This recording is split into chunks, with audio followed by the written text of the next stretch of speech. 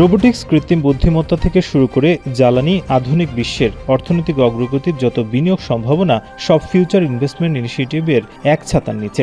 দেশগুলোর অর্থনৈতিক অগ্রগতির আর বিনিয়োগের অপার সম্ভাবনাই যেন তৈরি হয়েছে সৌদি আরবের বিনিয়োগ সম্মেলনে।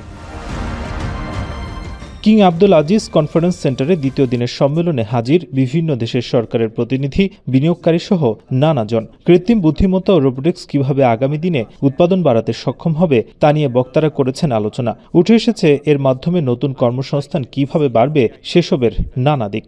Für diejenigen mit der Vision, Ideen und Investitionen in globale Wirkung umzuwandeln, ist dies die größte Zusammenkunft der Welt. Seit ihrer Gründung vor weniger als einem Jahrzehnt wurden auf dieser Plattform Geschäfte im Wert von 250 Milliarden US-Dollar getätigt. টেকসই কর্মসংস্থানের সঙ্গে প্রযুক্তির মিশেলে এক উন্নত বিশ্ব গড়ার প্রতিশ্রুতি দেন বক্তারা। এর মাধ্যমে স্বল্পোন্নত দেশগুলো আরও সমৃদ্ধ হবে বলে আশাবাদ ব্যক্ত করেন তারা।